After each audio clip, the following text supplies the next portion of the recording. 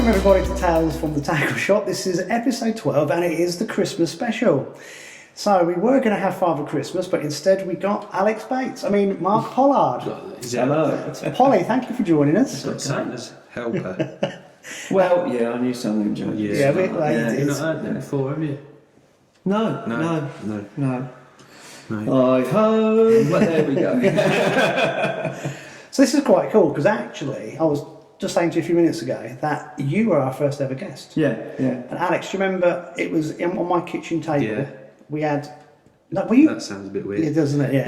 Yeah. Actually, my you kitchen weren't. table. No, you were at home, Yeah, I was at home and you was at your house. and I phoned you, or you Yeah. phoned me, and then Well, I linked- was at home. and you were at your place, and so it's bizarre. It was all by phone. So if I was at home and you was at home and he was at home, who was all here? right. So no one was on my No, kitchen yeah. table, and no one was here. No. No. So we've come a long way with our Heath Robinson setup. So now we've actually got Polly in the flesh, and we can see him. Rather This than... is, viewers, as you can see, very professional. Very, very professional. And I'm honoured to be here. We had to pay him. I'll pay you later. I'm not doing it for nothing. No, That's true, yeah. Come on, We'd have viewers paid- listening. We had to pay him with cups of coffee. Right, this. Oh dear, I was worried about this. This could be like a 5-hour special, but we'll be all right. No, we'll keep it. We'll Probably keep it get short. home. Don't forget your MP floats for Christmas in the shops now.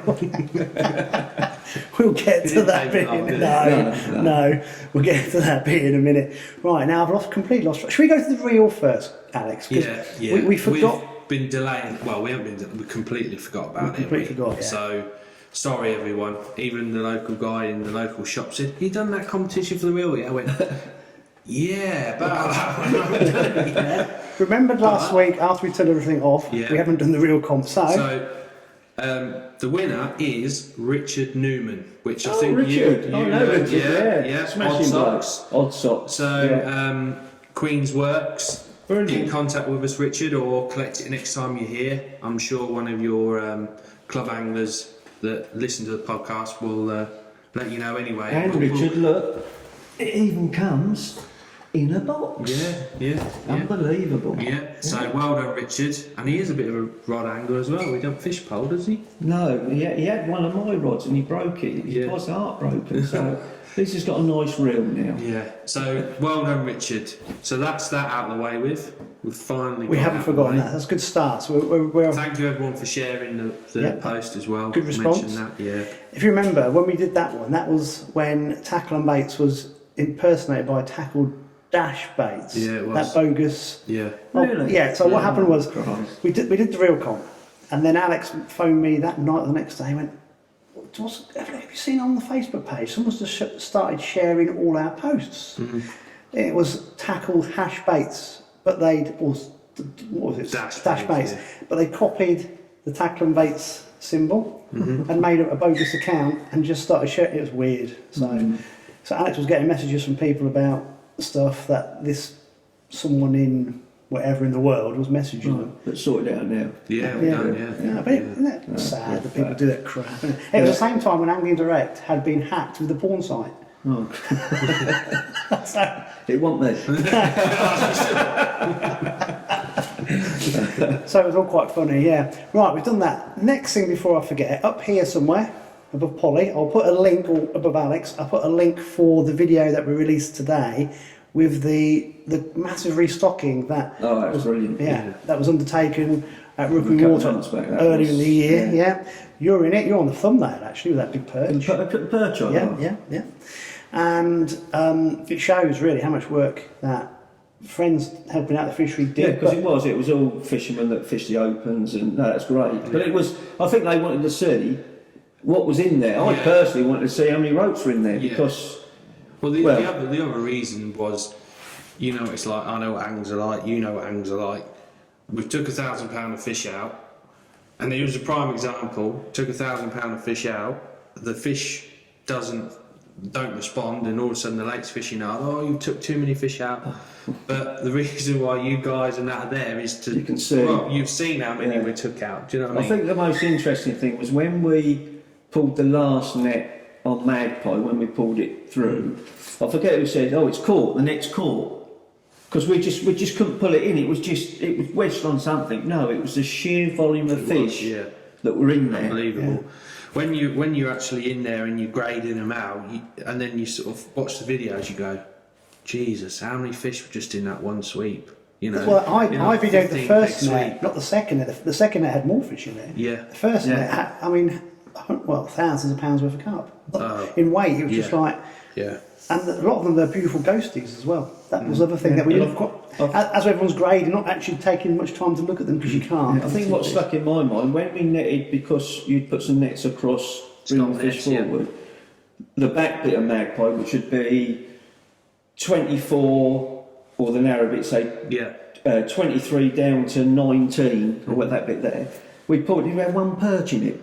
Literally, there was nothing there. And then when the open started, it was a bit slow then, and then all of a sudden there was weights behind. They're unbelievable, because thinking back, that was like October, I think it was, back end of September, October, whatever. It was incredible, absolutely incredible. Yeah, it's mad. Gives you an insight how fish move. Yeah, but there must have been fish there, whether they got under the next summer as well, and then when we pulled it around that the second time, then roach and rudd and goldfish. Like Jimmy Brooks had that goldfish, I mean, it's huge.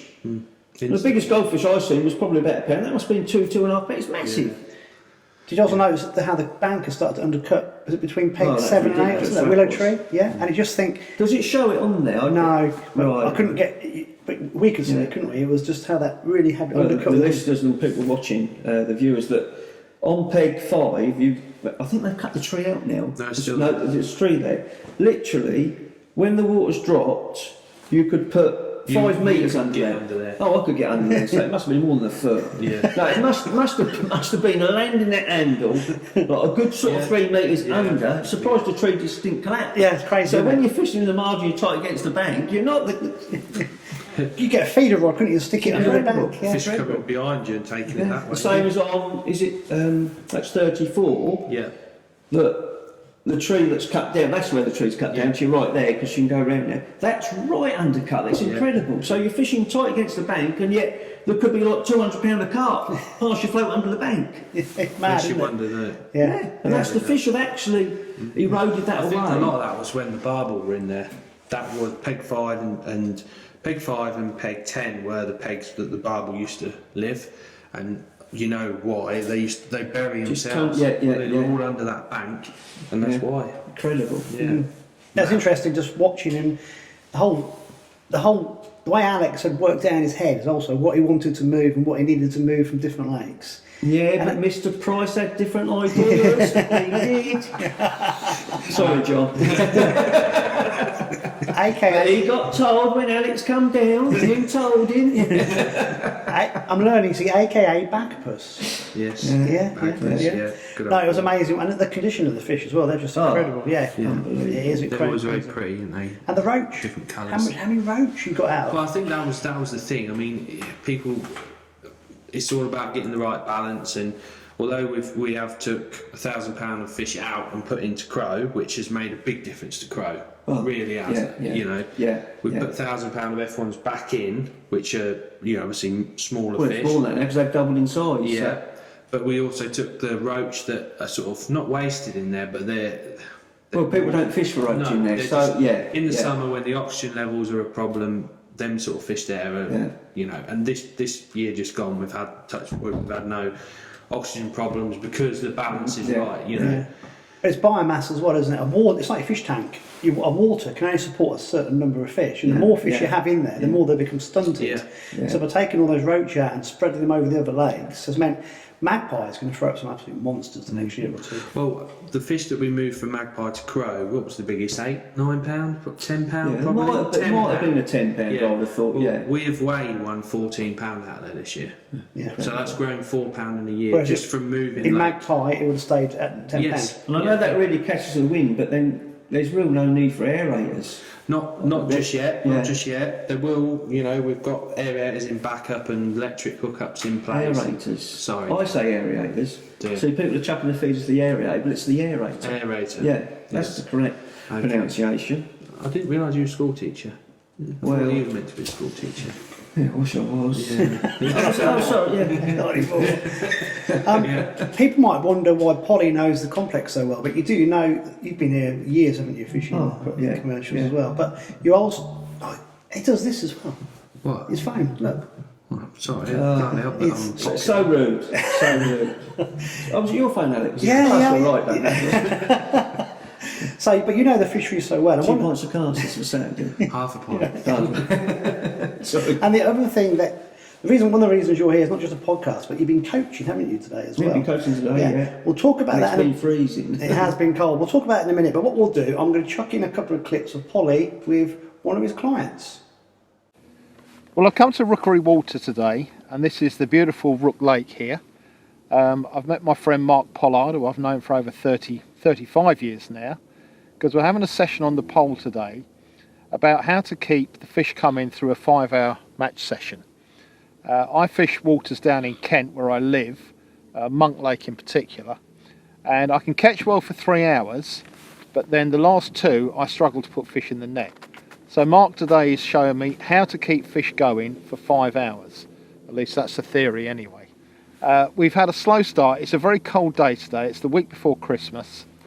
We've had some rudd and we've had a lovely skimmer of about 1.5 pounds. And we're just starting to get bites over the ground bait line now, which is a good sign, on dead red maggots. But the whole point of the session today is to try and keep fish going into the net for the full 5 hours. Well, as Brett's just explained where we are and what we're doing, but what I'm trying to get Brett to do is to keep feeding 2 lines. It's very important. A lot of anglers, that when they're fishing, they concentrate on one line and neglect another line.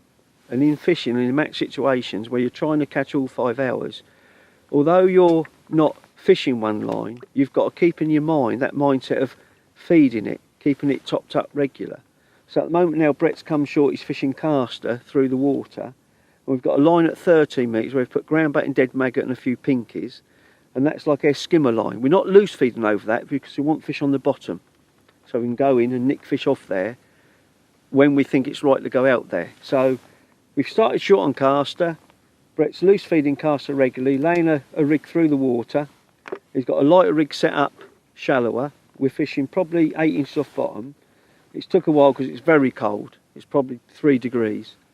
But he's getting bites regular now and catching regular. Small rudd, not so many roach. He's had 1 skimmer about 1.5 pounds long. We've only had 3 looks on that line. And it's about finding the right balance to have another look on that line. And also the main thing, keeping your mindset of keeping that line topped up with a bit of feed every 40 minutes. And the most important thing is never to neglect the other line, because it could be the last half hour in the match, it all goes quiet on this line, we've kept it topped up, although we've not caught much on it, that's when you could go out and probably nail 3 or 4 skimmers, which would be a brilliant bonus on a day like today. So it's very important to keep those 2 lines topped up, feeding them and not neglecting one, because as most anglers, as soon as they start catching on one line, they neglect the other line. And it's so important. End of matches, you hear people speaking, I missed the match by 4 ounces. The swim died on me the last half hour, I caught nothing. Well, the swim they were feeding died on them. If they'd had another swim to go on, they'd been keeping topped up, they'd have probably caught enough to have won the match.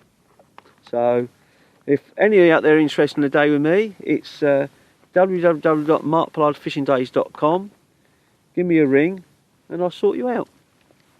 That looked a bit bitter out there today, and when you came in the cafe earlier, you were absolutely frozen. Well, I came in for a cup of coffee and to take Brett a cup of tea. That must have been 10:30, I'd say. And we started probably 8:10, because I know we was going to come in and film this, and I said we'll do 8 till 2. On the van, I had 3 degrees this morning. When will I see you again? And then when I come in, I reckon it had dropped even more. Do you like that one? I did, yeah. It took me a second, but I'm going, what the bloody... He's a school teacher, not me. There was fish topping. I thought, I reckon it's going to be all right. And it's fishing, not catching. And it started slow, but I said the whole session Brett's had bites. Short on caster, and we've done a long line for skimmers. Only cupped in ground bait. a fish meal based ground bait with some dead maggots. But when he caught a fish, and then I had a go, they were like little blocks of ice. And the majority of fish he caught were rudd, and we all know rudd feed when it's cold. But they wanted to feed, but it just wouldn't really kick-start until when we come to pack up, say from 1:15 to 2 o'clock was the best part of the day. Yeah.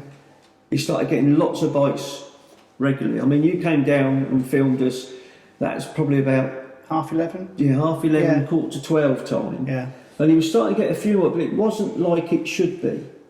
I would have said if it stayed the same temperature now, tomorrow next day would be even better. Yeah. Because we have got a match on Thursday, Silverfish match.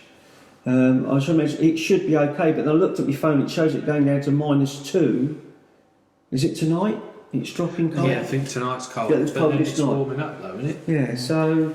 But no, it was good. It was bites all the time. I mean, the number of silverfish that are in there is incredible. Yeah.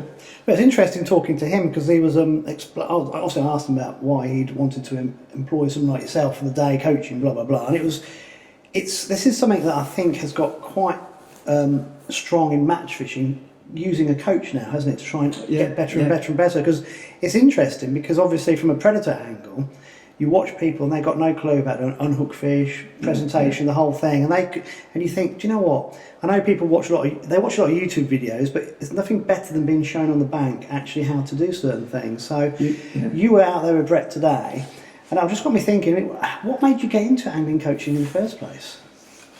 Well, when I went fishing full time, which is probably 9-10 years ago, I thought I could probably do a bit of coaching. Because I used to do birthday presents, people used to phone me up, I used to pay and take them out fishing. And I thought I could do a little bit of coaching, maybe do that, as you know, maybe through the colder months. Yeah. But the trouble is, although I'm doing it through the colder months, I just get bogged down through the summer, so everyone wants to go fishing when it's warm. Of course I do, yeah. But then that's not always the best time to go fishing. No. Especially on rivers and that, it's better through the winter time because that's with chub fishing, as you know, like being a predator angler, perch, pike, zander. And I do get a kick out of it. What I love is I take a lot of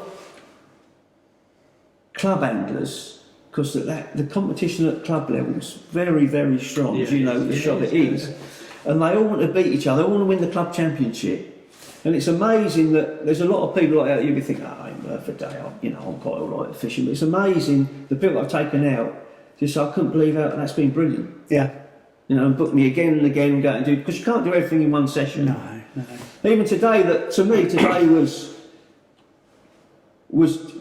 sort of just an average day. There was nothing special about it, but what Brett got from it, brilliant, he loved it. You see, because I obviously, you might not know this, but I go to American muskie fishing and all sorts, I was before COVID. It's musky is like a pike. It's Bigger husky.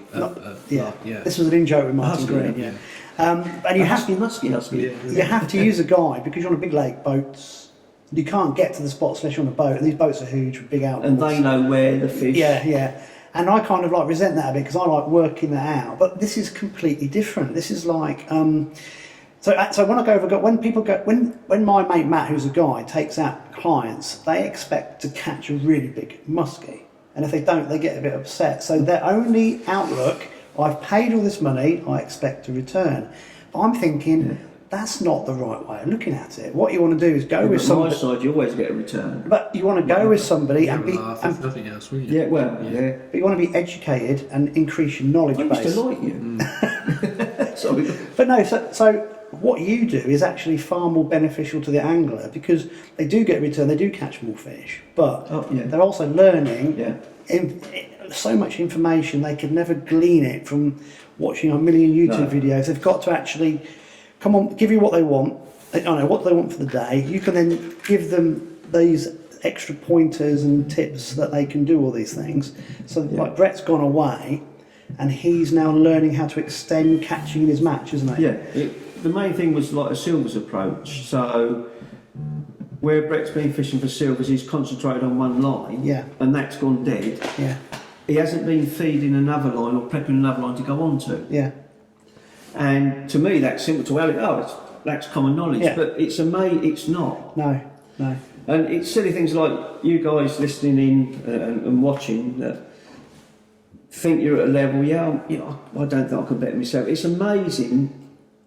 Just a day out with me, just silly little things that you think, oh, I didn't know that. But you think, nah, there's nothing he's going to show me.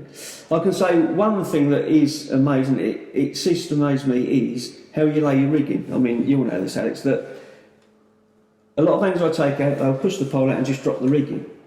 Fair enough, it might tangle because it all drops on each other, depending how they've shot it up. But if you shot it up right and you lay your rigging right, it'll weigh up and you can read it that, yeah, a fish is on. Oh, I didn't see a bite. You don't have to see a bite, you just know your float's going to weigh up. Yeah, how the if you've got float's a spread bulk. Yeah. And the same thing's which way you lay it. It's amazing. I mean, in Ireland, it's absolutely unbelievable. You can lay a rigging, flick it out, and keep a dead tight line to it. And just as the float weights up, just for a little bit, it'll go under nearly every time. Yeah. And yet, if you just lay it in to right to the left and just let it wait, you won't get a bite. No. You must know, it's incredible. Yeah. And it's just the full. It's the arc.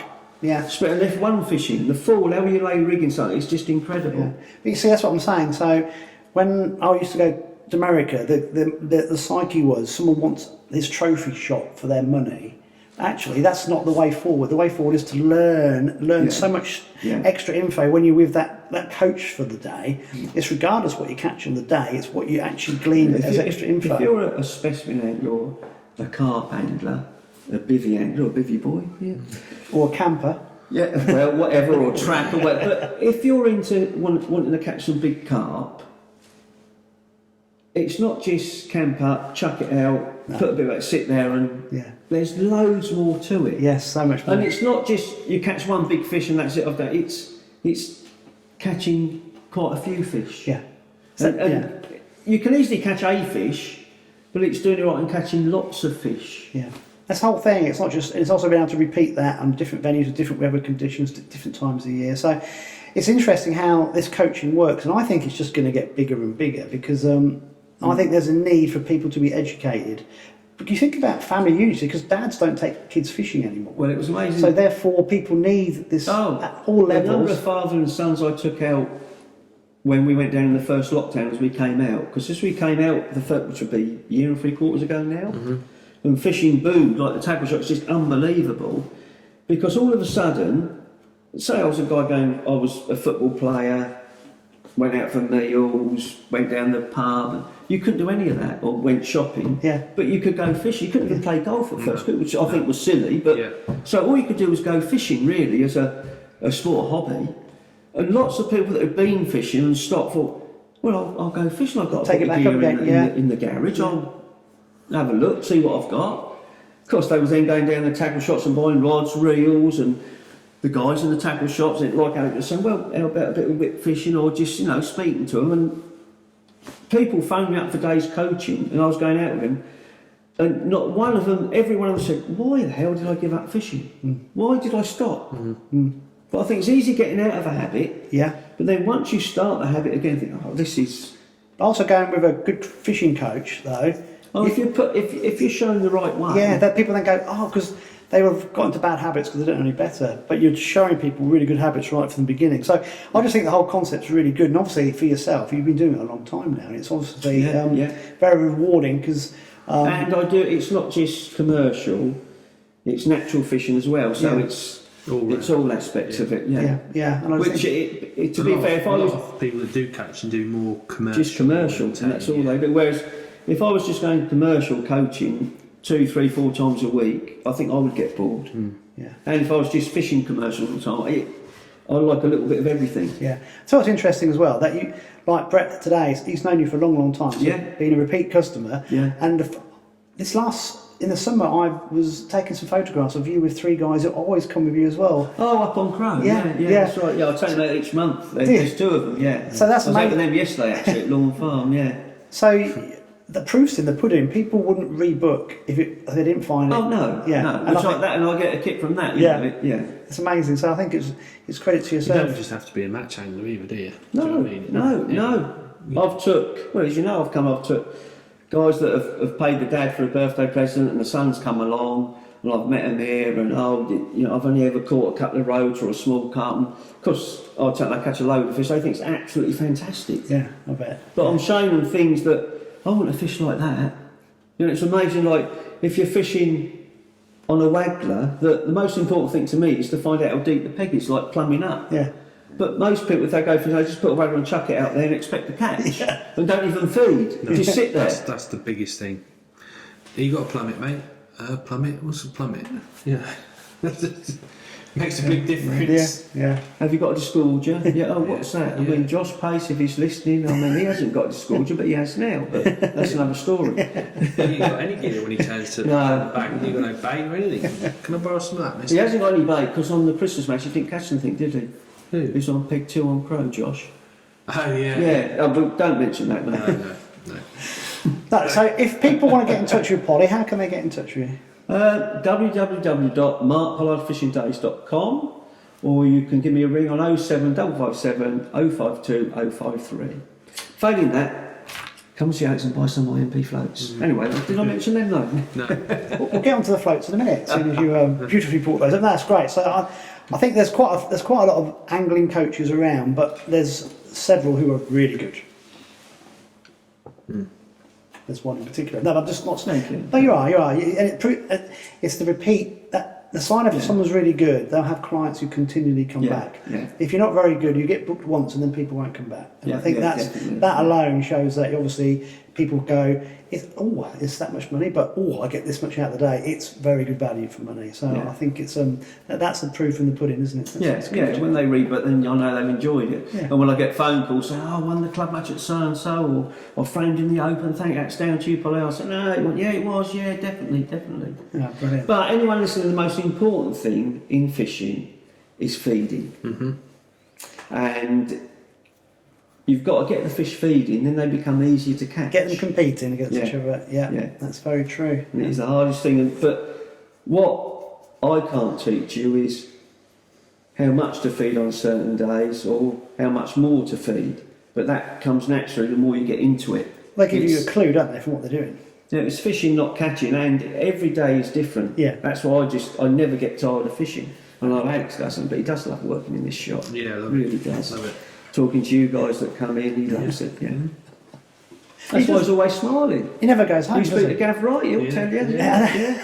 Well, Mr. Positivity. Oh yes, yeah. Just imagine if you'd had his everyone drawing. else says I'm happy, but when Gav's about, I'm negative. I don't know why that is. Do you? This is I great. think Gav's got a problem. I think he's jealous. I think that's what it is. Is that what it is? Yeah. Is it from the Seamless. glasses? Yeah, but you did win on Sunday. Yeah. You'd love to win that, wouldn't you? But anyway, we won't go into that. There was a lot of photographs banging about of Alex on Sunday. Yes. Gav seemed to have taken them all. Yeah, when I'm talking to someone, Mr. Negativity, look, and he's like, took a picture of me when I'm like paying for a pint. Right, we'll get on to match results in a minute. We need to talk about these floats, don't we? Well, not really. You can if you want. I reckon we should cover it when we talk about March on Sunday. And you can say I use this rig for that. Yeah. Okay, we'll do it that way. Yeah. Perfect. Cool. Right, Alex, should we go straight into the match results? Yeah. We ain't got anything else to mention, have we? What have I forgotten? I normally forget something. Done the reel. Done the reel. Did the stocking. Yeah. There was something else which I'll remember in a minute.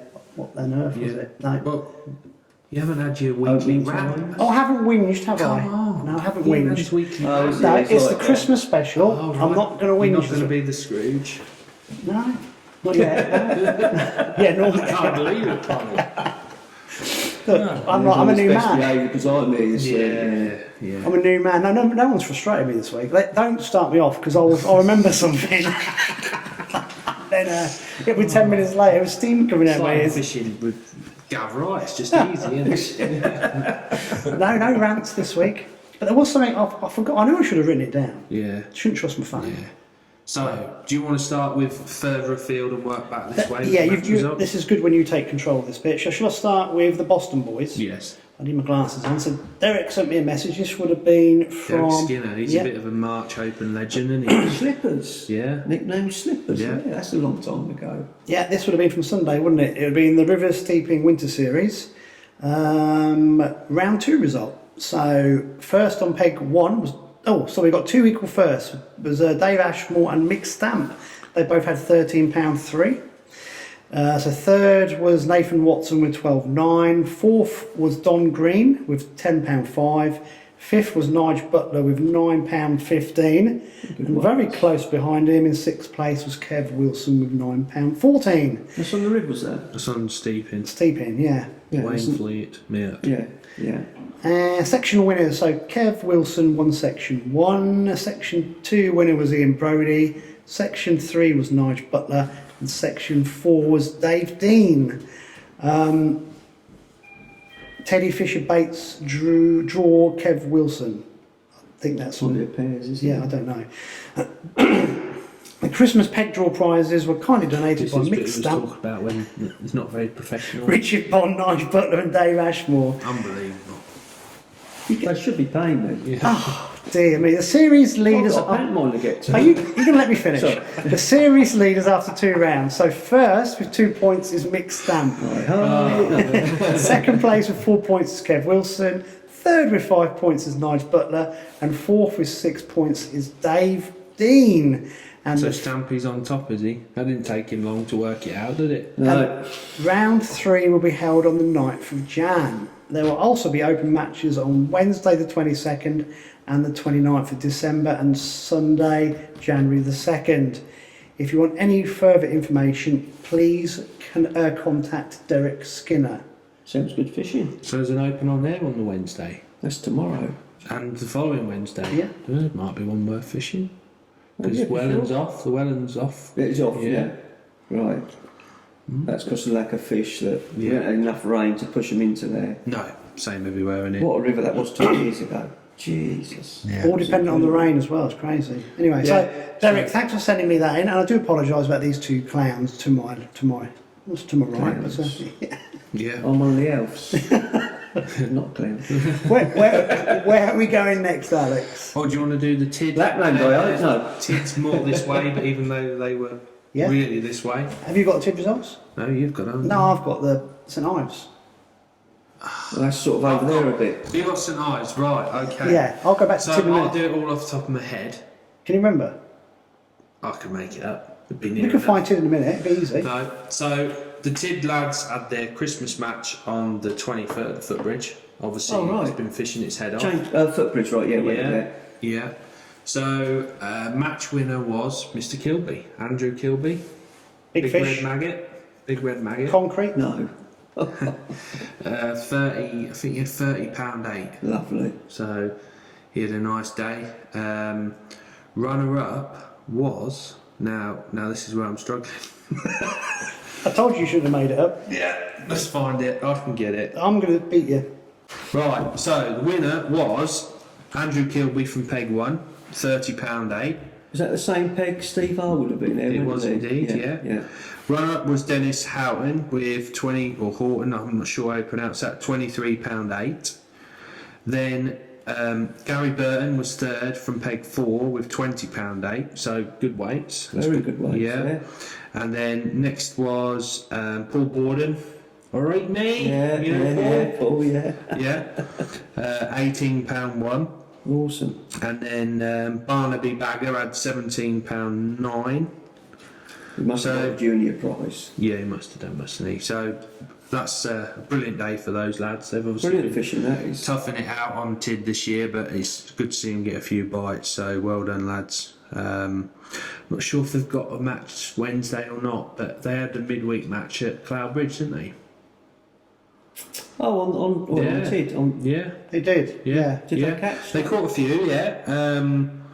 Let's just come out of that one. Let's find Wednesday's results. Didn't take long, you're right. No, we've got all day, ain't we?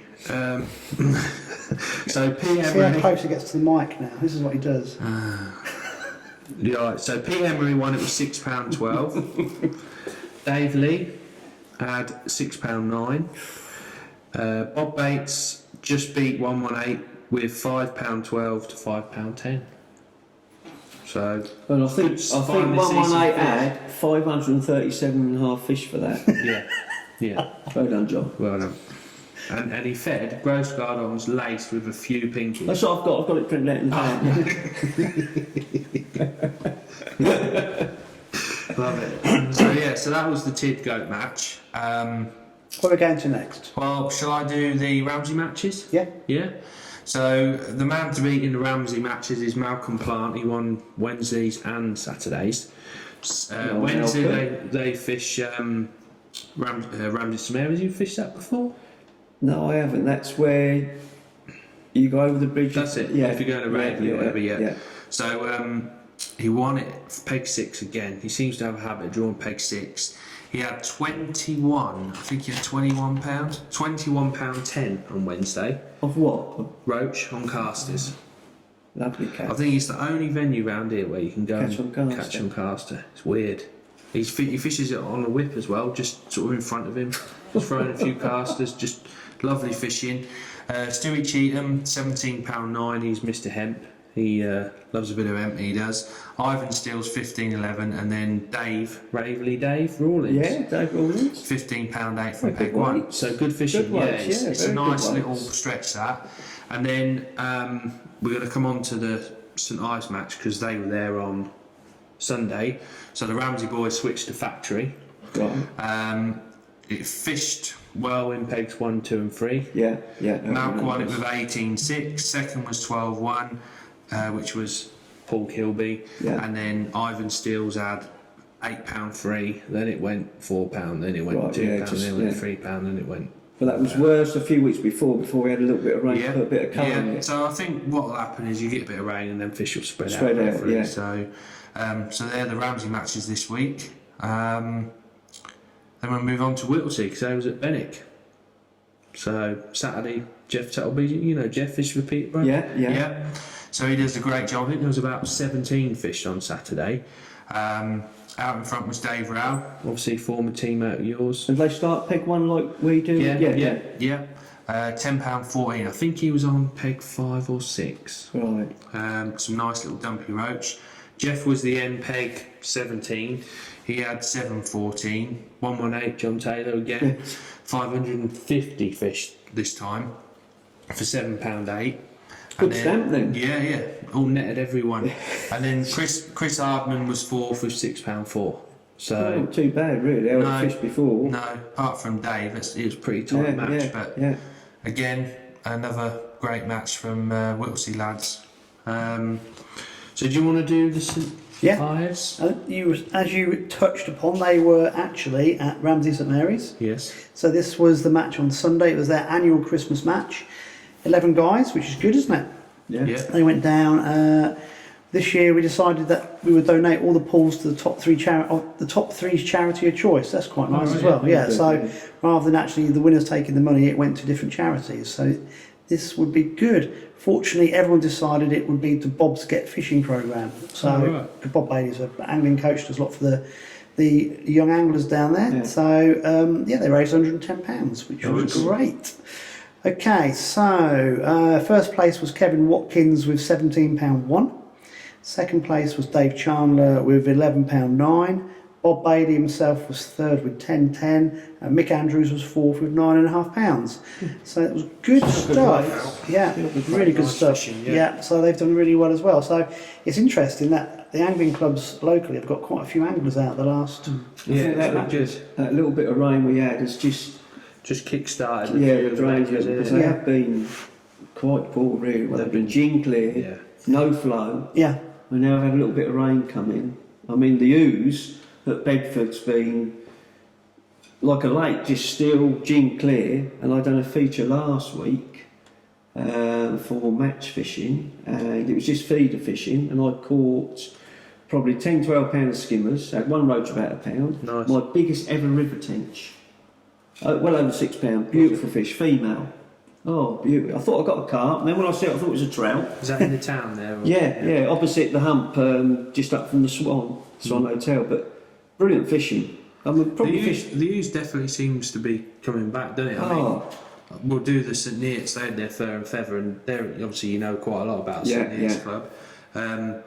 And they used the backwaters through Conaghere Park. because they've dredged well. I say they've dredged it. They've cleared it all up. They've done work parties. It's been incredible work they've done there, putting in pegs, and it's paid off as they're getting double figures out there. Yeah, was it last week there when we had the rain? 2 weeks ago. Yeah, sorry, when we had the first lot of rain. Yeah, This week, I think there was there nearly 20 of them fished? I think 21 fish. Yeah. Ian Rolfe won it with 8.14. Graham McFiggin, obviously you know. Graham, yeah. I think he had 6 and a bit pounds. Alan Dyson 5.10 and Clive Cole 5.4. So respectable weights on a cold day. Yeah. Plus the colour would have dropped out a little bit because it's on. It's out the main flow. Another venue that relies on a bit of rain. Yeah, definitely. So won't be long before they'll be on Hembrook. That's a strange. Yeah. Well, they probably could have gone on there the weekend, but I think they'd arranged to use the new bit they had. Again, it's another club that sort of they got a good few juniors coming through, and just a little bit of effort, and all of a sudden people want to come back. I think the club side, I'd say through COVID, I think COVID has brought the clubs on. It has, I know it's done effort to all fishing in general, but the club side, because people are coming back into fishing, they don't just only go and fish open matches and team fishing, like me and yourself do, Alex, but getting into fishing, if they want to fish competitions, then it's into club matches first of all. Yeah, perfect. I mean, Alex didn't mention it, which I'm just going to put him up on, because Jeff Tuttleby does a brilliant effort on the Whittlesea matches. I did mention Jeff Tuttleby, did I? Did you not mention the Frankie and the Chip Shop Award? You did mention that. that. No, you see, right, that's his other thing. So, is it done by place or cod? No, you see, this is a good example of what you were just saying. So Jeff Tuttleby runs the Saturday matches for the Whittlesea anglers, and they have a great turnout. And one of the reasons they have such a good turnout is they have this brilliant banter as well. Yeah. So even sometimes they've had some really difficult matches over the last month. But what Jeff does, they have awards as well. So if you get beaten either side badly, battered either side, you get. We started this on the podcast, and Whittlesea have taken up a further. You get the Chip Shop Award. So they made this plaque with the Fenland Fishing TV logo on, and they got is it Sarson's vinegar and salt holder? Yeah. So they got Saxo salt in it. That's gravy, isn't it? So this week, Martin.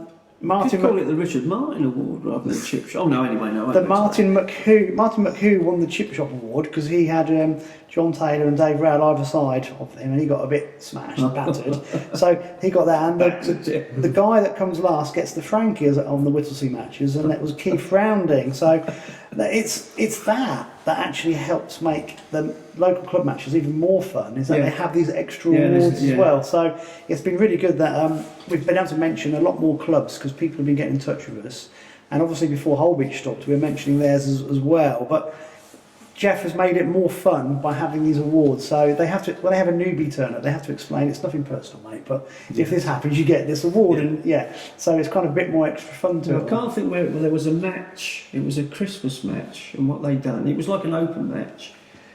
Everyone got a prize, but say the hamper was first prize, but they was going to do it last in the match. We'd get the hamper and do it the other way round. Right. Which it was just great. I remember. I can't think where it was. And the bloke that won the match. He didn't like it. I think he got a can of beer, so I got this great hamper. Was it in Ireland by any chance? No. Well, I'm trying to think where it was a few years ago, but well, it's just something different. And that's a good idea as well, isn't it? Like what we've had before, you do a prize on the Winter League. It hasn't happened this year, but last year was a coat before where Lucky Peg or whatever. or guess the weight or whatever it was, and you might have £2, and the match is won with £20. But you might be the lucky mate, and you win like 50 quid or 100 quid. Yeah, it's good. It is good. It's a way of keeping everyone. Exactly. Yeah, it is good, isn't it? It's just nice that people do these things. I think it adds an extra angle to it. Before we get on to the Open result, I mentioned this to you while we were filming with you and Brett outside. The Winter League has been amazing, isn't it, this year? So tight. Oh, yeah. We don't want to mention the Winter League. We didn't qualify, did we, Mark? No, we didn't. No. I mean, we as Stanjays, we were going into it equal first, finished fourth on the day, and then fourth overall in the league. That's crazy, isn't it? But it was so tight. It was like, I think Graham Welton lost the tension. If he'd got that tension, we'd have qualified, and it was so on your team, blistering performance on the day. Yeah. Last round, won it 20 points or whatever. How much did John Price get? But anyway, no. Sorry, John. Won it about 20 points, but just not enough to brilliant performance. Yeah. It's amazing. I think even Steve Slater done well, didn't he? He did, yeah. Steve did, yeah. He was. Where was Steve? Yeah. Was he second or third? Third, I think it was in the section. Yeah. It just shows he had a bad first 5 hours, he said, and then it picked up. Did it? Yeah. the quality of the angler in those opens though is such a high level that these teams are so close. It's incredible. And yeah, I mean, you guys were in joint first, ended up fourth on the last round. Fourth on the last round, and then fourth overall. Crazy. But it's so tight with points. Yeah. Very tight. Yeah. And Image done brilliant. I mean, they were way behind at the start and then just clawed it back and ended up winning it, which is good. Pleased for them. Yeah, it is good. And we were talking about this outside as well. It really, I think, the organisers of the overall Winter League need to allow 3 teams through from this round because. Well, we've got 8 teams in it. Yeah. You've got some is it 4 teams or 5 teams in some areas, and 2 go through. Yeah, it's not. No. There's no parity between the different qualifiers. Yeah. And you look at the quality of anglers who are taking part in this as well. I'm not saying there's really good anglers taking part in other winter leagues, but there's there's 80 anglers, and the vast majority of them are really good. Yeah. You've got 4 or 5 teams, that could win it. Yeah. That could win. And it is very strong fishing. Yeah. And very good fishing. I mean, this year's been poor, but when you think a guy's fishing up like Liverpool on the canal, like £2 winning the match, we're lucky. I think we're spoiled. Yeah. We think it's fished hard this year. Yeah. Well, so why is it not fishing? And well, £15 is all I had. yeah. Yeah. It's like a trample for £15 some people. Yeah. It's crazy. It is crazy because I remember when I was a kid, when I was match fishing. Well, I'm just saying. Yeah. Some people would. Yeah. Maybe Rob. Yeah. Hewison. I mean, I don't know, but I'm just We used to have matches like on the 16-foot around there, and Tommy Ruff would win the match. It was that dire in the 80s. Yeah. And now look at it is crazy. I remember the first time I come up, we were Black Horse boys, and it changed to Image Black Horse, but we came up, and Rob Hewison was in the squad then, so Rob moved out this way, but we fished on the 40-foot. They used to have opens, and the draw was at Chatter's. And I fished this match, and it was a real hot day, and I was catching little tiny Ben's roach. Hospital Cup, is it called? No, they're on the 40-foot up this way. Yeah. It would have been, all the opens, it would have been some charity match or anyway. I'm sure it was the Hospital Cup, as they call it. And we fished Pinky, and I was fishing Pinky on a wag, and I was catching a few little roach. Anyway, scales come, this old boy at the top with a flat cap. I pulled my fish up, just chucked, because I thought I'd wait for the section. I had 1:15.12. He went, oh, lovely bag of roach, that, lovely bag of roach. I thought he was taking the piss. I said, well, what's been caught? Oh, you win the match with that. And I won the match with £1.15.12. Yeah. But he thought that was a good way. Yeah. I thought it was terrible, from coming fishing the canals. Yeah. And we come up, we used to fish squat and Pinky on the drains and that, and used to get some weights and then get double figures and that. And it got better fishing. Yeah. But I think it's only because the anglers got better in the baits we were using, because we brought squats up onto the fence, feeding squats and fishing squats. Yeah. And, like up north they call them feeders. And it just unbelievable. Well, I think it's a combination thing because in the 80s the fishing was dire in the drains. The water quality was really poor. There were lots of things going on. Tackles come on leaps. Yeah, but the Zander were blamed. floats, If you think, lines. remember back then there was all this whole thing. And it's certainly changed. The water quality and everything's picked up certainly in the 90s and early 2000s. And now with the match results that we're just talking about, they are really, even when it's a poor run of weeks, they're still really good. Yeah. And sorry, my phone's now going off. Oh. Yes. I've put mine on silent. Yes, I should have. But mine's on silent. Oh, yeah. But you're right. I mean, if we look at the footbridge at the minute on 20-foot, it's biblical that's incredible. at the minute. What's going on? Incredible. There. Yeah, it is good. The fish that are there, and like the first day that was in on the open match, we was down on the chain bridge. Yeah. And that was devoid of fish. Yeah. We had 39 perch for 8 ounces. I mean, Solid. Yeah, Solid. yeah. You'd have bought it first chuck. that's Gibbo next to me. So I'm going to come on the bridge. He said, how are you getting on? He goes, oh, I've got 10 perch. 10 perch. He goes, yeah, I think that's the most. I said, I've got 32. He went, oh, no, it's not. But that was just... 39 perch for 8 ounces. Oh, it was just... But give you good little tiny things. Well, I had 2 good ones in there, 2 like that.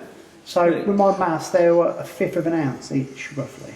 Well, they were just nothing. Is that right? Blips. We call them John Taylor stamp. They must have been. Well, you're not as quick as him. No. They must have been transparent this year's fry or something. He could get 500 an hour then. John could. He could. We won't go into that. Though. No. Oh, you too. He breeds squats in his moustache, I think. Yeah. Just drops them over the edge and fishes under his feet. That's how he does it. Ah, fantastic, isn't it? He's putting his net and his few squats in there. Got any squats in there, have you? No, I don't think so. No, I hope not. Must be a Fenton thing. God. Right, let's move on quickly. There was a match this weekend, I believe. Christmas match. Yeah, Christmas match. The Yeah. Christmas Open.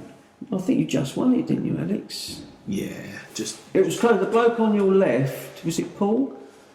Is Paul. it Paul? I was trying to think who was on your left. He was third in the match. Mark. Mark. Harrington. Sorry, Mark. Harrington. Harrington. Is it? Fishes Mark Harrington. Yeah, it's Thames and Yeah, that yeah. area there. Like, Well, he drew on the morning. He drew and Darren Rogers drew. Yeah. And I said, don't come up here again. did you? Yeah. Yeah.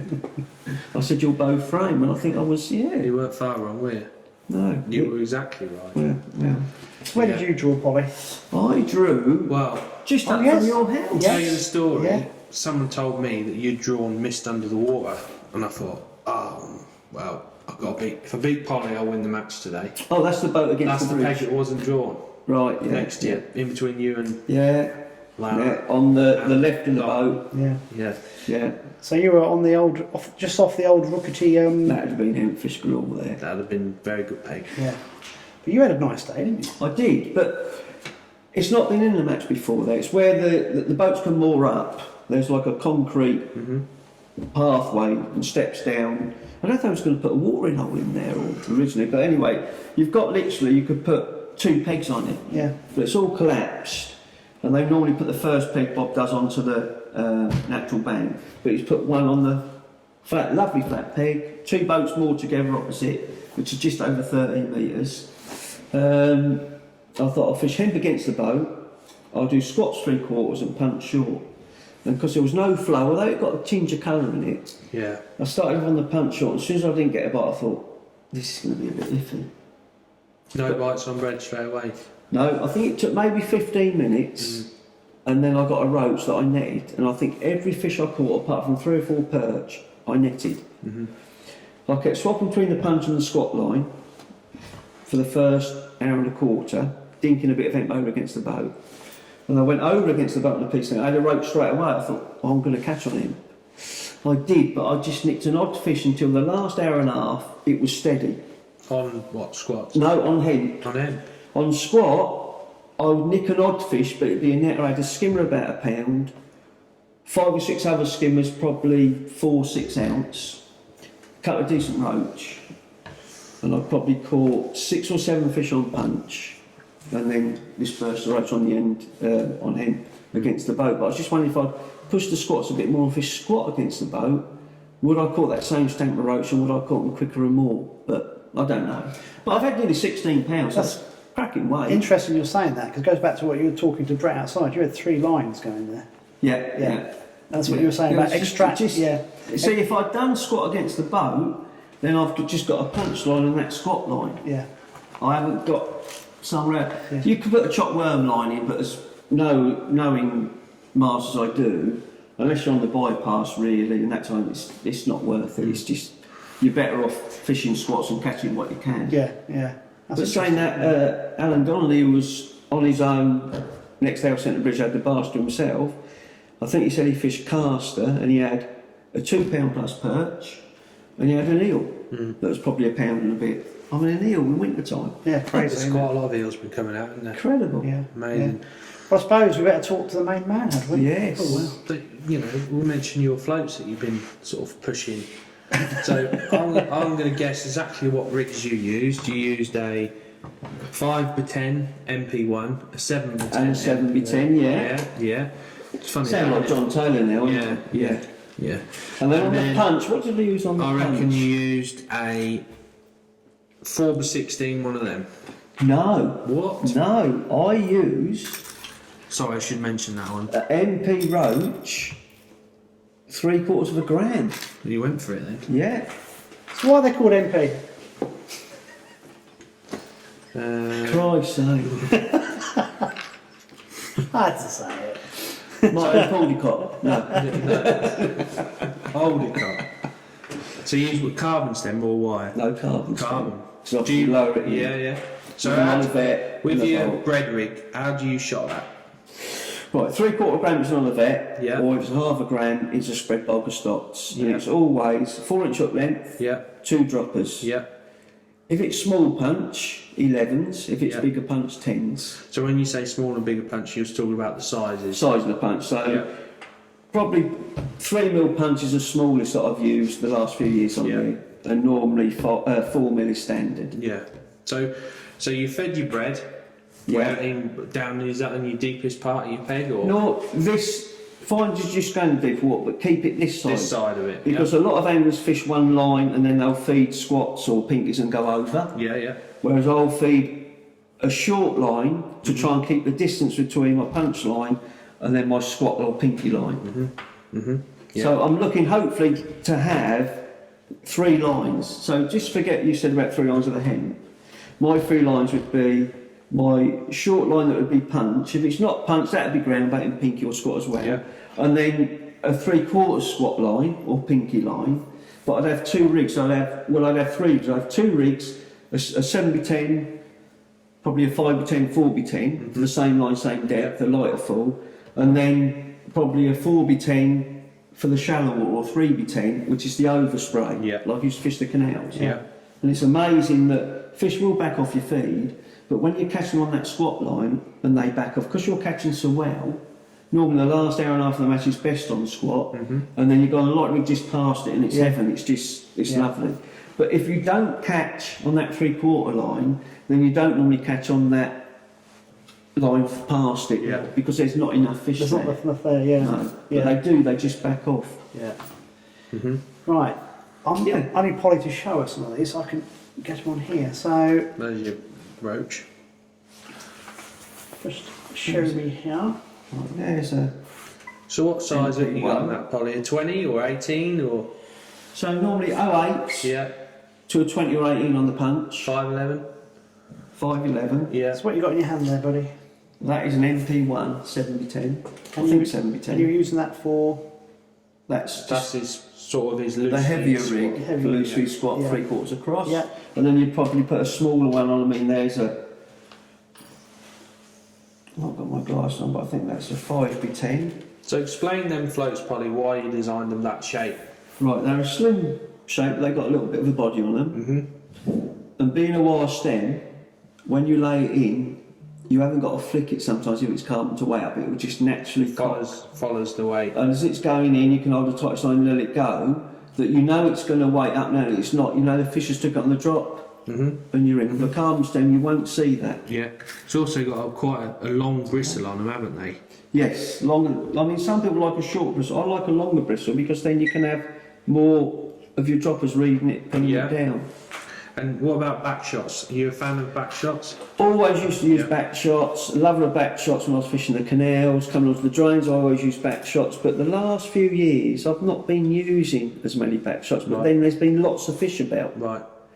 I think the harder it is, the more I'll use a back shot. Or if it's windy and a skin, Yeah. I would put a Yeah. back shot on then. So when you're shotting that, are you incorporating the weight of the back shot in your float? Yeah, you must. Yeah, Yeah. to sink it. Yeah. See, some people have the float sort of dotted. Think, I'll put a back shot on there, and it will sink it. There's a lot of confusion with back shots and things like that. Some people will use a back shot with a big shot and they hold against That's- the big if shot. that hold- if that's windy, yeah.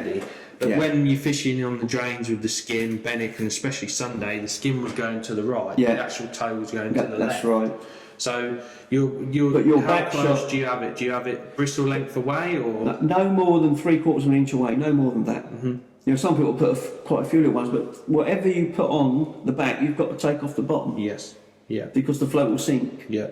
I think with that back shot as well, when you're laying your rigging, it's always on a tight line, and Yeah. that back shot, you know, if you're F1 fishing, people are using them for that, and it, you Yeah, know, it's even you down can read into your using float back straight shots for away. carp, it's tight, isn't it? The float's doing that, and it just settles. It's all about reading your float, and the trouble is, if you've got to flick it in that, it's not the same when you're moving your bait. And when the fish are going to take that bait, and you flicked it, you'll think, oh, I'll go away from that. Whereas if it lays in nice, it just sails away.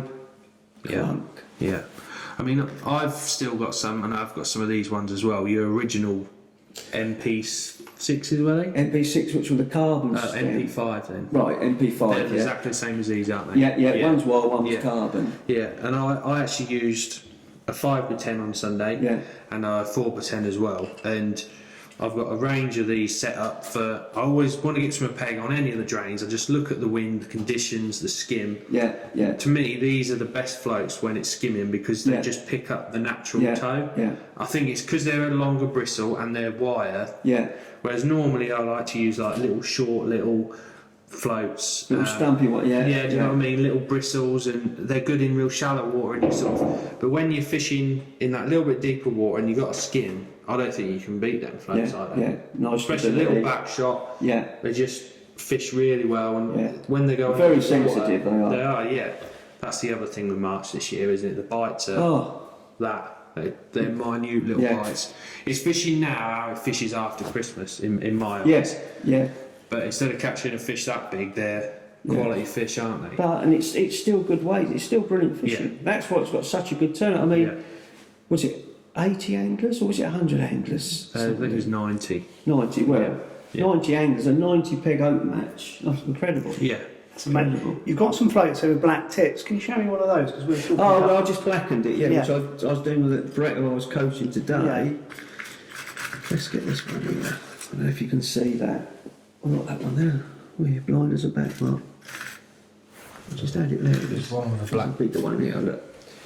Let's put a it few against the viewers tape. can see that. Yeah, but I'll zoom in here. So that's the roach, isn't it? yeah. So you use them on rivers. The MP roach, I mean, my mainstay float all rivers is MP roach, Is the it? carbon stem. Yeah. I do it 1/2 gram up to 5 gram. But people can just see, you've blacked the last 1/2 centimetre. Yeah, just there. Yeah.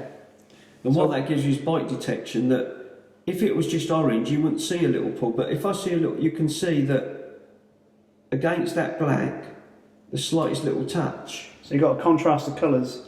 Yeah. Yeah, very Gives good you idea. bait detection. Yeah, yeah. Especially in white water, Yeah. when you're looking at it, you can see it. And that's what we were talking about earlier, those little extra tips. I tell as well. somebody, say, well, I'll just put it down just to a little dimple on the surface. The slight, that's bite. You don't want to strike sometimes. You want to prop it and it's on. Yeah. That's a good idea. Another great idea. Thank you. So, Alex, you stock the full range of the MP floats, do you? Yeah. Obviously, yes. Obviously, Yes. you have no choice. If he Otherwise, don't, he has now. No, he So what about? So obviously, these are what you use shallow fishing here in the summer. My little MP7s. Nice little floats. It's when you're spraying the casters in Yeah, and shallow fishing. shipping back at 100. And then like your margin and bread dobbing is my MP6, which has got a sprung eye. And all the inserted floats is a painted fiberglass tip. Right.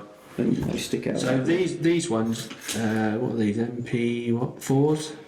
They like pellet float, or could you use MP. them on bread as well? Well, you can. Some people do. Personally, that's my favourite pellet float. Yeah.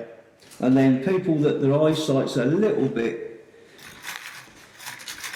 struggling to see fine the top, so I do the same bodied float, which is I think it's carp 2. I see what it says. Yeah, Carp 2, where it's got the same body but it's a thicker tip, so people can see that. show me those here, please. So let's look. So that's in your commercial setup. Yes, yeah. Show me those other ones you got in your left hand as well. So There's a carp 1, the slimmer one, Right. and then the more round ones are 2. Right, okay. I'm glad Alex knows my floats before I've done this. So these ones are You here. could use that as a nice little choppy float on, like, Yeah, track. like me, I use these tips, so I think that the This chop range down does fishing. everything, doesn't it? Yeah, So these are your margin my margin floats here, and they're your dobbing floats. Is that right? well, it's them dobbing for bread or margin fishing and them shallow fishing. Yeah, floats. I got you. MP6, MP7. Yeah. It's interesting because you look at other companies as well. And really, the design of floats is pretty similar, isn't it? But All floats are very yeah, close. they're going to have to be because Yeah. they do the same and job. all floats are personal choice. Yeah, But cool. Thank you. obviously, the main thing. How long have you been in involved with the all floats? floats? Well, when we had image angling projects years ago, but this actual float range, I think this might be about the 8th year, 7th or 8th Really? year. Because originally I still got some of the blue ones. I done it in blue first, which this is anglers. So I've done the range in blue, and then I changed them to black and doubled my sales the following year. Just changing the colour. Didn't change the pattern, I just changed the colour. That's It crazy. was Isn't it? done in blue because the original image ones were blue, and I just thought, Right. yeah, it'd be nice. That's So I didn't realise that. I didn't realise that was the original image colours. yeah. Which we've done blue, we've done the cut canes, and we had a big range of floats. Can people buy floats directly from you? No, I don't sell direct to the public, only the guys I take out coaching, and then I've got 65 shops that I supply, or might be 70 actually, 65 to 70 shops. Yeah. Yeah, I've not got a website I sell direct, I just like to put the Yeah. guys to go into the shops. Yeah, it's a good idea. So Yeah. if people don't know where to get them from, you can get them from Tackle and Baits. Yes. Perfect. Right, so let's get back onto Sunday then, because Mark, Yeah. you did very well. Did you win your section? I won my section, but by default, because Alan Donnelly was on the barge on the House Centre Bridge on his own, had £17 exactly, so he's sixth in the match. But the outstanding weight, I'm saying it, Alex is sitting here, Alex won the match with £30 Yeah.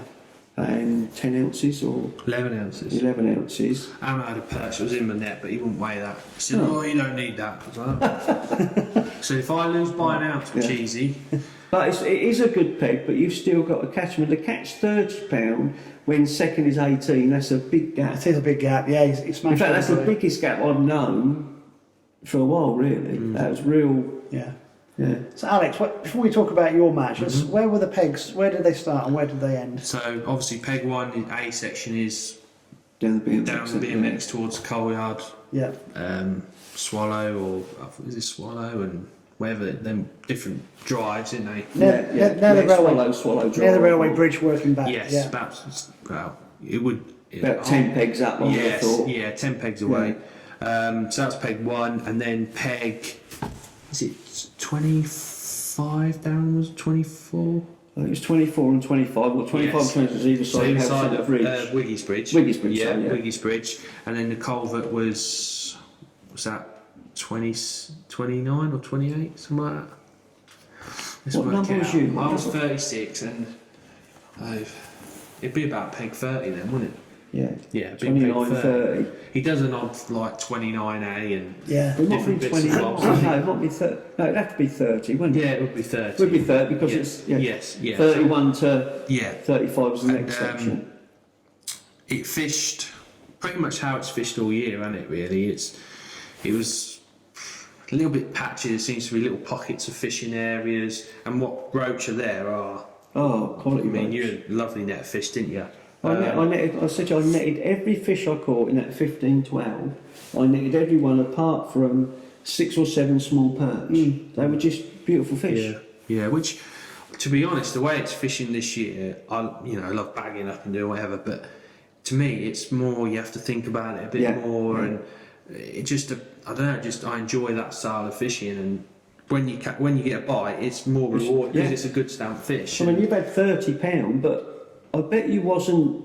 Oh, it's loads of fish. I bet there was times where you're waiting. Yeah, there was. Because the quality of the fish, you don't need them. I had a lot of perch. You always do, and to me, perch are an indicator to move. So move line or go shallower. And some spells I was getting perch off both lines. I'm thinking I've run out of fish here, but to me, Across was you fishing both lines? Yeah. So I fished. Because you're virtually opposite where they fill up, like the wooden stanchions. I've never had that peg in a match before, and a couple of weeks ago they were catching nothing there, absolutely nothing. And there's a bit of a pipe on the left-hand side of the concrete, and it was pumping out some weird coloured water. And poor old Scrappy was there, Cheesy, Richard Martin. They were all in what are the boss pegs normally behind the swimming pool, and they went like an hour and a half without a bite. So there's obviously something in that water that's stopping them from feeding. Maybe more fish have pushed up. Perhaps. Yeah, maybe. So I was a bit, I suppose, apprehensive as well. Yeah. I thought. Well, not overexcited, just. No, I thought hope I if there's a catch few it. fish here, I'll have a nice day. Yeah, if not, I'm going to be perch fishing. And When doing I come bits and through my bobs. boat, where you drew, this Yeah. is what surprised me, why you had Yeah. so many fish, it's very shallow. It is. I And was it's- just about to yes, say. Yeah, Yeah. and you've just Yeah. got the boat channel and that's it. Yeah. Well, I think there's a bit. I think there's a reason why it's there because it's quite a uniform depth as well.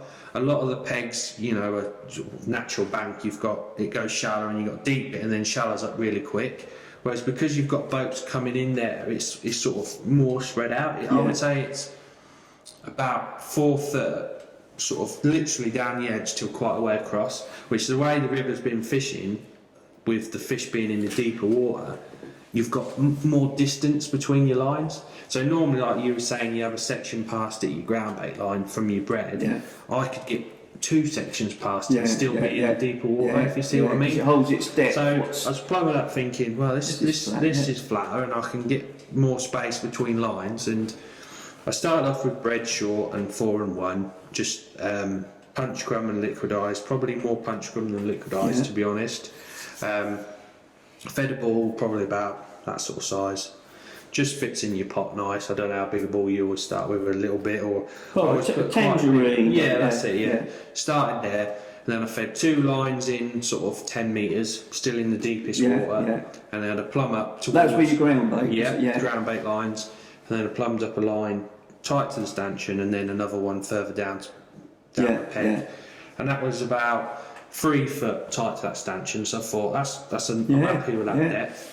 And started on the bread, and you know how much it's been. It's either you go in and it's absolutely rigid and you just got to make the most of it, or you go in and it's like, I'm gonna have to be waiting. I'll be somewhere else. I'll be moved. And so I went in and I had a mega first hour and 20 minutes. I had probably £10, I reckon, on bread to start off with. Mainly roach or? Mainly roach. I had probably 5 or 6 skimmers like that on the bread, and I had a few more on squats later on. But they're only them shallow. I'd net them. I better just net them just to be sure.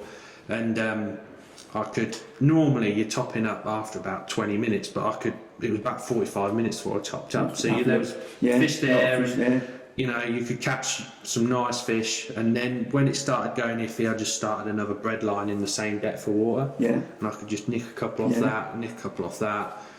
And losing a few squats on the other line. Yeah, as soon as it went a bit iffy, I started loose feeding. Didn't look at first, right? Yeah. I didn't want to draw the fish away from the lines too quick, and I had a quick look before, and I caught a load of perch on it. I thought, no, it's not ready yet. So come back off that line. Just nurtured the 2 bread lines. Basically, just absolutely raped them until you can't get another bite. And it's like top up, nothing. Right, got to go long. Went longer and just caught steady and just built your peg. Used a 5x10 was my best rig. One of those to start off with. MP1, lovely. That's a 12. That's a big. But 5x10, one of them. You know, with decent lash on it, you can just put it in and it just. That's what you just said there. I've noticed a lot of anglers fishing March. I know it hasn't flowed so much. A few must have been like, but it can flow. But still fishing too short a line. Yeah. Because the water's quite clear and it does. Yeah, it's when you're fishing. Say you're fishing bread, you could use a short line because you're being dead accurate and fishing it tight, like you were saying. And well, that's like pellet fishing bread. It is. It is exactly the same. Keeping everything down. I mean, I had a rig on a longer lash, and it was so wrong. It was unbelievable.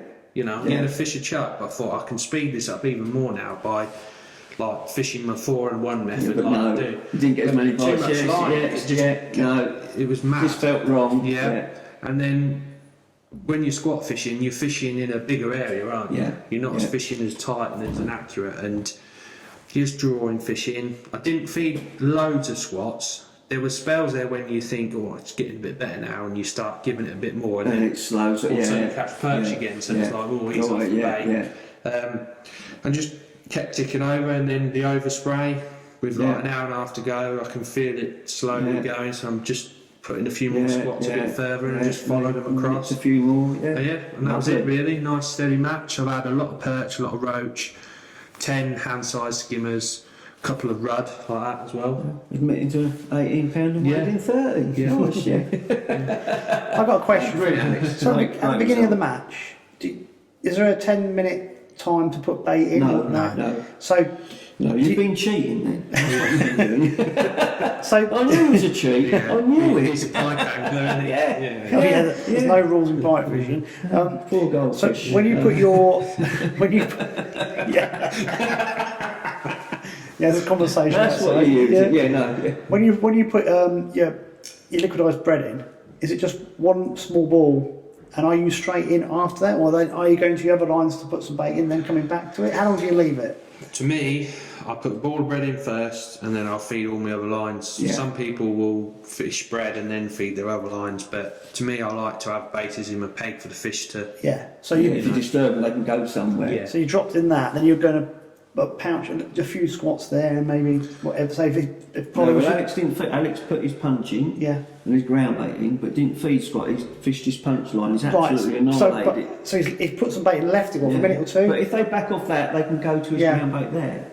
And then when that went iffy, then he started putting your squats in. I'm talking right at the beginning of the match. How long would you wait to actually start fishing that bread line after you put that ball in? Straight on Straight on it. Oh, straight on it. Yeah.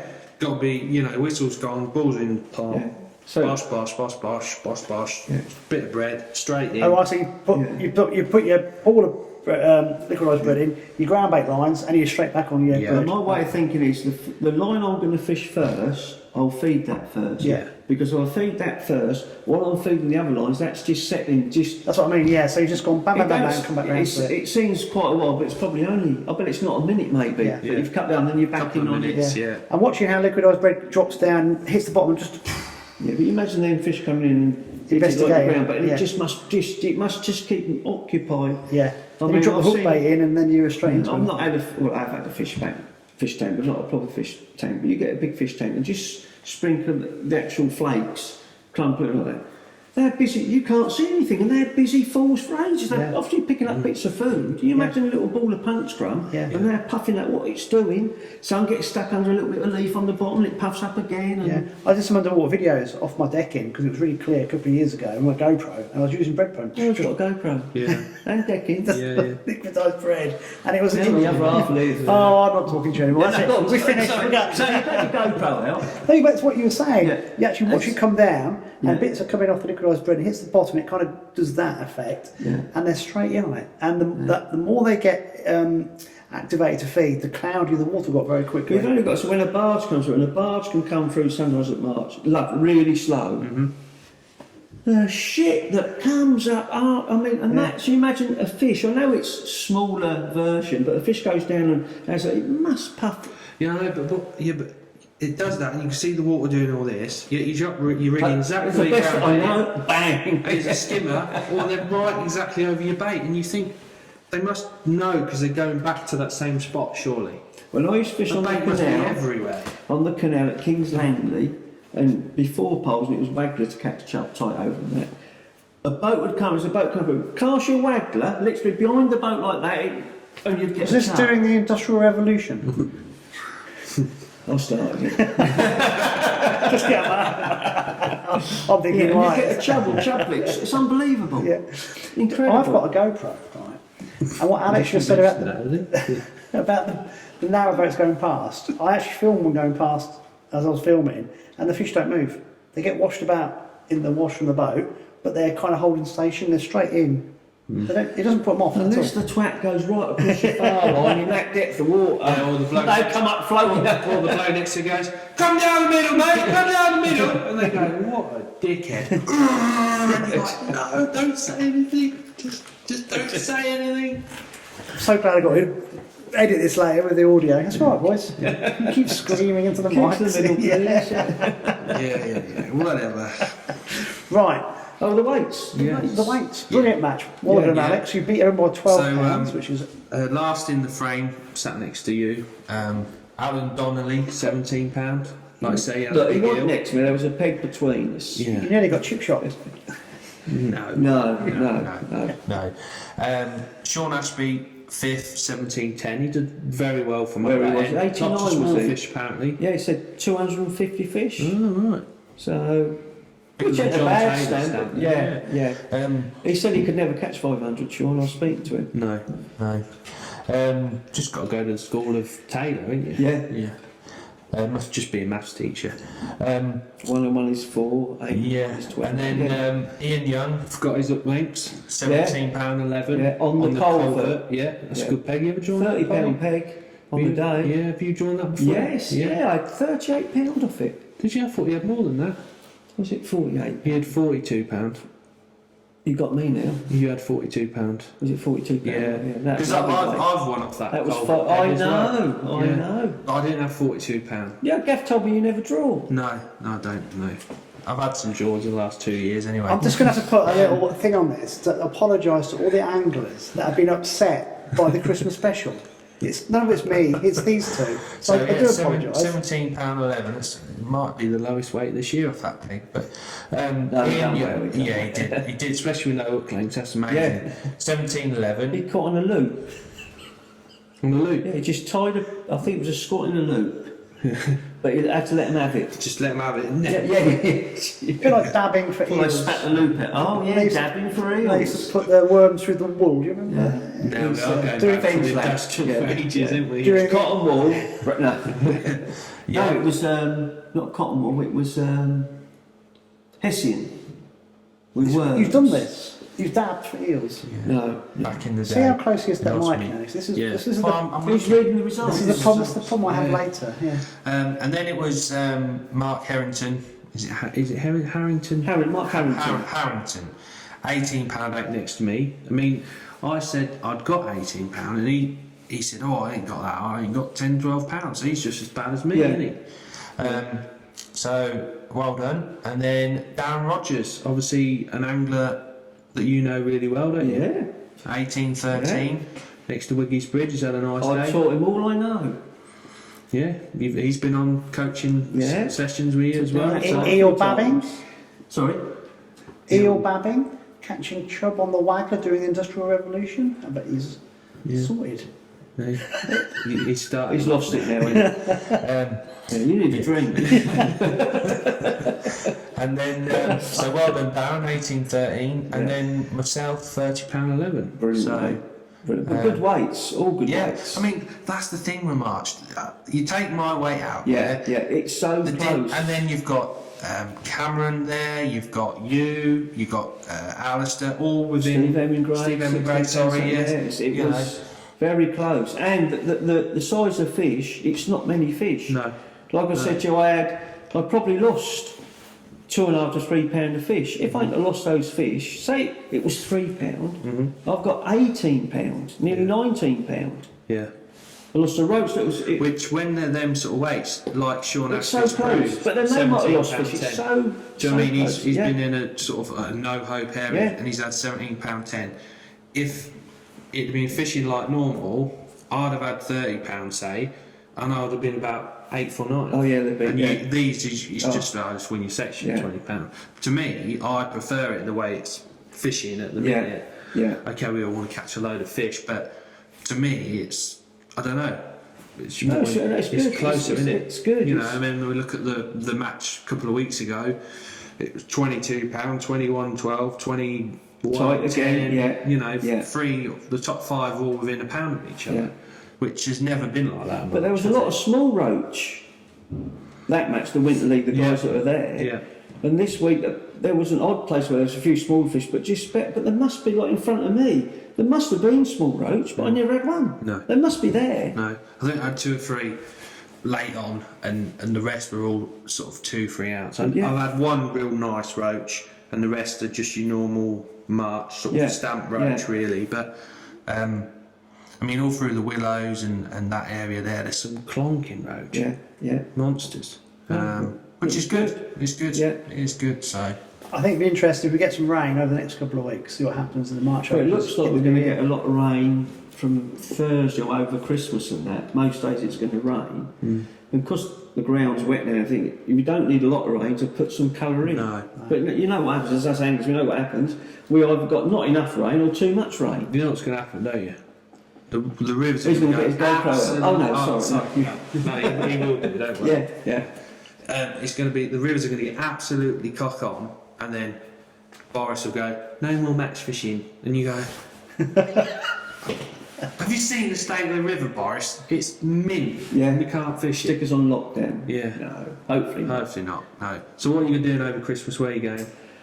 At my house Christmas Day. Yeah.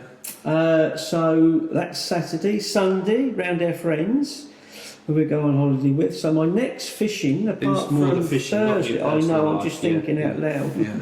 I don't get a chance to think it. So I'm fishing the surfish match on Rook on Thursday. Yeah. That's not tomorrow, that's the next day because today's Tuesday. Yeah, the week after, yeah. Yeah. And so the next one probably, is it the Thursday the pairs match here? Yeah. You're not here, are you? Not booked in yet? No, I've got to find a partner here, so I'll probably get booked in on the pairs match here because I think the Town Welland might It's be called off on it's- the Wednesday, yeah. That's the Wednesday, isn't it? Yeah. Then there is a fur and feather at Twin Lakes that I might go and fish. I think that's the Friday. Mm-hmm. I'll have to consult my diary, I'm not sure. Yeah. Might be coaching that day. I'm coaching next week, actually, one day. Yeah. Yeah. So, Busy. but Rookery most Saturdays. Yeah. Come down here and then the fens on Sundays. Sundays. Well, the hayjack will start. Yeah. That'll be after Fishing Christmas. that, yeah, that starts on the 9th. Yeah. We've got the 2nd, there's nothing on at the minute, I can't find a match anywhere. Might be so. I'll have to make a few phone What about calls all the way up on the news. huge? Yeah, that's... There might be so. I meant to that's phone getting a nice Gary little at few people at looking Gone at that. Fishing to see. Yeah. I Yeah. fished them at their fur and feather. They're open, 33 anglers. Is that Week when- back when Saturday. you drew a fly and then they put you Yeah, on a and bet I got peg? moved and got Yeah. on a better peg and caught That's 800 not like bait you on one probably match, have a which bit was of luck nice. like that, No, that was very nice. I was just thinking, I was looking at the dates because it's Christmas Day on Saturday. It's Saturday and Sunday, So Boxing Day is the Sunday. So New Year's Day will be Saturday. Saturday.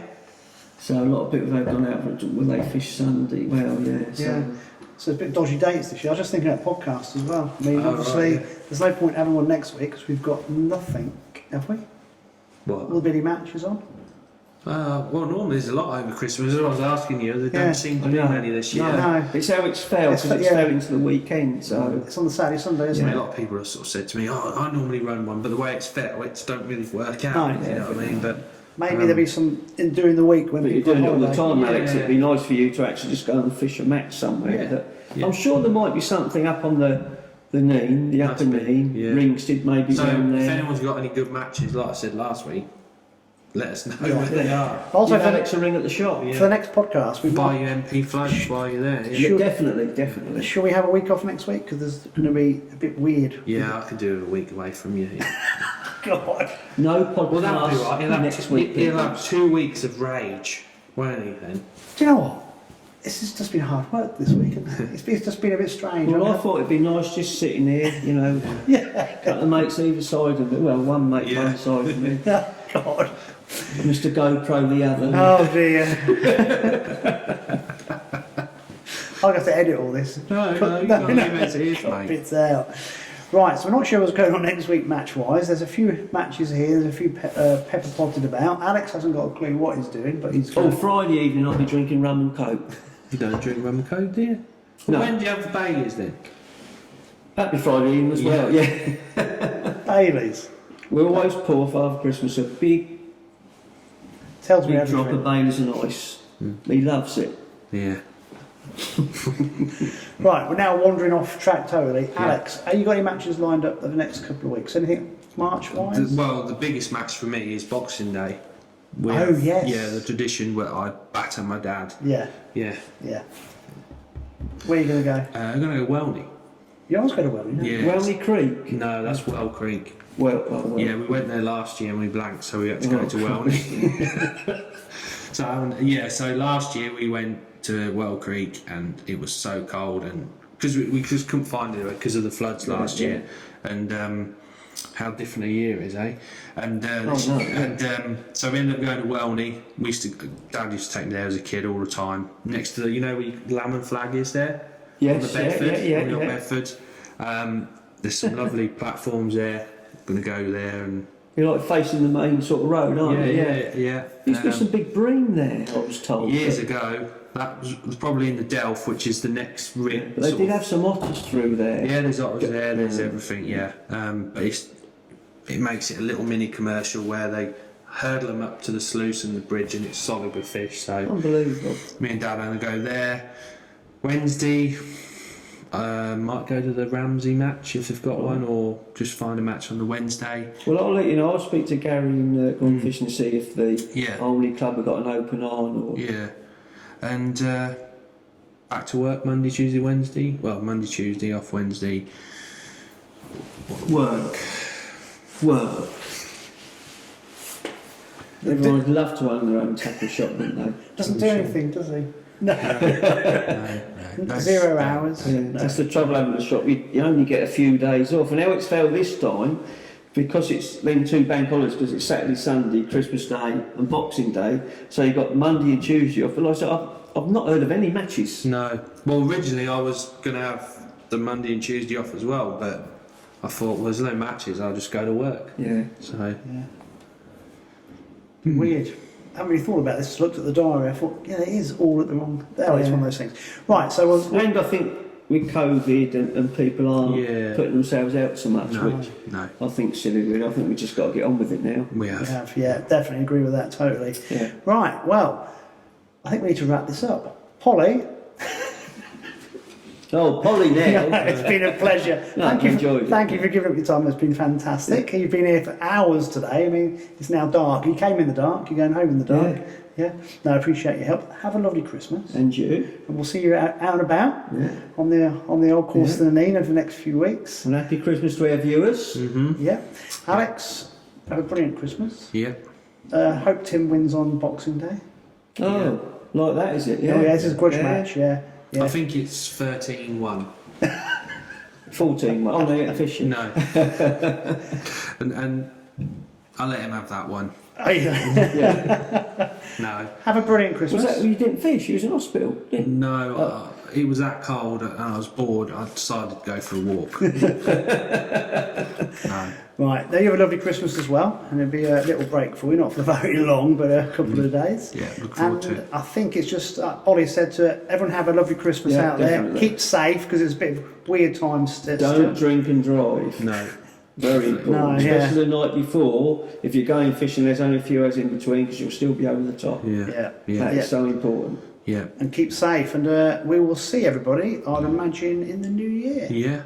So I'd just like to say thanks to everyone that supported the fishery and the tackle shop this year. Merry Christmas to everyone, and stay safe, and see you all next year. Yeah, brilliant. That just leaves me to say this has been Tales from the Tackle Shop, a Fenland Fishing TV production.